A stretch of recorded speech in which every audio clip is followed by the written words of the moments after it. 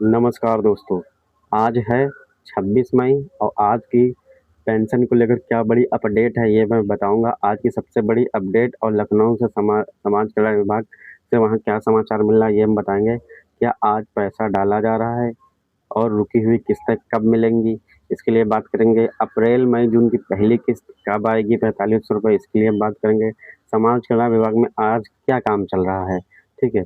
Data verification, नई स्वीकृतियाँ, ठीक है।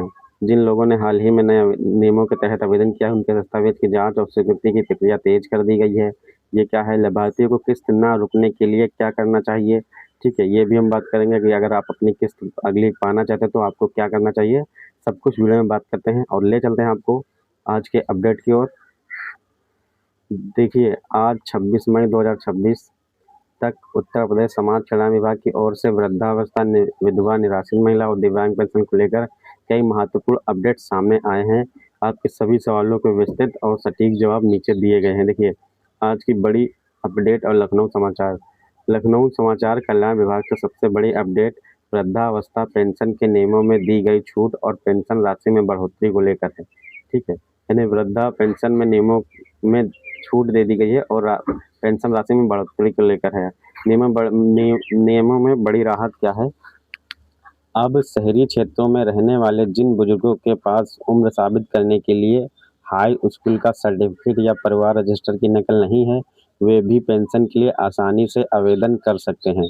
अब उम्र के प्रमाण के तौर पर ration card, voter ID, PAN card, passport, driving licence भी पूरी तरह मान्य होंगे, ठीक है। यानी कि पहले ये होता था कि अभी आप ये नियम निकला था 1 अप्रैल 2026 से कि आप उम्र का दस्तावेज एक दीजिए, या तो मार्कशीट दीजिए या तो परिवार रजिस्टर की नकल या जन्म प्रमाण पत्र। अगर ये नहीं है तो इस बेस में शहरी में जो है कि बहुत से अनपढ़ लोग थे, बहुत अनपढ़ वृद्धावस्था के पेंशनर्स थे। तो इस स्थिति को देखते हुए समाज कल्याण विभाग ने एक अहम कदम उठाया। उन्होंने कहा कि हम PAN card, passport, driving licence, ration card, voter से भी वेरीफाई कर देंगे उम्र। तो ये नया अपडेट आ गया है, ठीक है। और विधवा पेंशन में वृद्धि 1 अप्रैल 2026 से विधवा पेंशन की राशि बढ़ाकर 1500 रुपये प्रतिमाह कर दी गई है, ठीक है।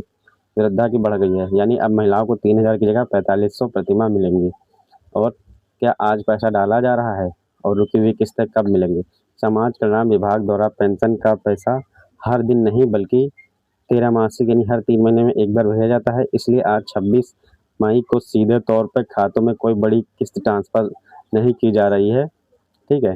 रुकी हुई किस्त, जिन लाभार्थियों की पिछली किस्त किसी कारणवश जैसे केवाईसी ना होना रुक गई थी, उनका पैसा अगली नई किस्त के खेप के साथ ही जारी किया जाएगा। यानी ये कह रहे हैं कि अब जो जिनका डाटा सही हो रहा है वो जो है रुकी हुई जिनकी भी किस्त है उनको अब पता चल रहा है कि मेरा आधार से लिंक नहीं है, या कुछ डीपीओ ब्लॉक है, या वीडियो एसटीएम ने ब्लॉक किया या डीपीओ ने ब्लॉक किया है। तो अब जो उनकी सही होगी तो वो उनके अगली वाली साथ में ही आएगी, ठीक है।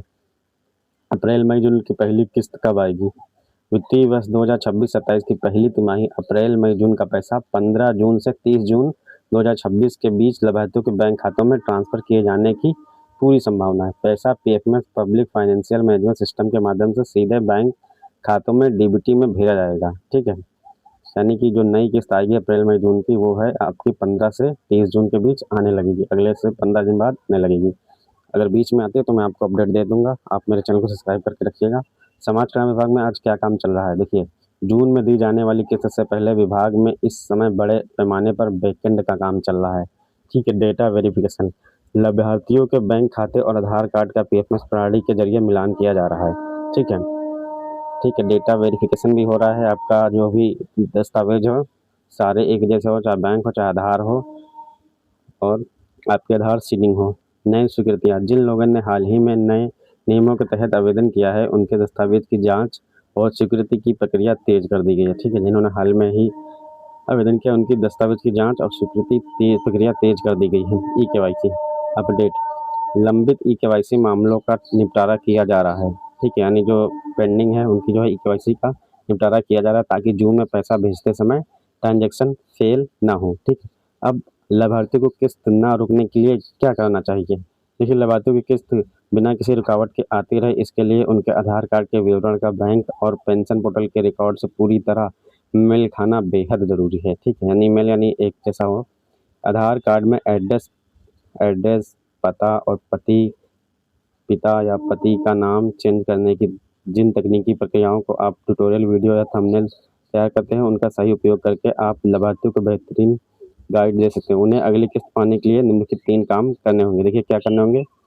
आधार विवरण सुधारें। यदि पेंशन फॉर्म आधार कार्ड के नाम, पते या जन्मतिथि में स्पेलिंग की भी गलती है तो उसे तुरंत जनसेवा केंद्र जाकर सही कराएं। ठीक है। अब कैसा कि स्पेलिंग मिस्टेक होगा आधार में बैंक में तो आपका नहीं आएगा पेंशन। ई-केवाईसी अनिवार्य। यूपी पेंशन पोर्टल ssty-up.gov.in पर जाकर अपना ई-केवाईसी तुरंत पूरा कर लें, बिना इसके अगली किस्त जारी नहीं होगी। ठीक है।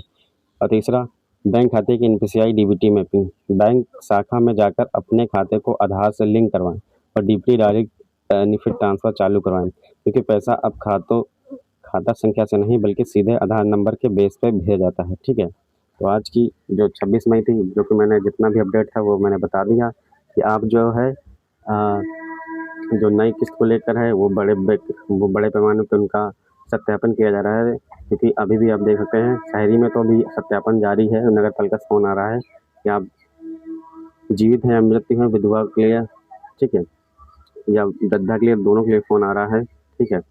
और यह फ़ोन इसलिए सत्यापन हो रहा है ताकि अगली किस्त पारदर्शी हो, बिना किसी रुकावट के उनको वो कर दी जाए, भेज जाए। समाज कल्याण विभाग में भी यही हलचल है कि आज काम तेज़ी से हो रहा है। जितने भी नए आवेदन हैं उन्हीं सबको बहुत तेज़ी से जाँच हो रही है, बहुत तेज़ी से उनकी पेंशन आ जाएगी। ठीक है।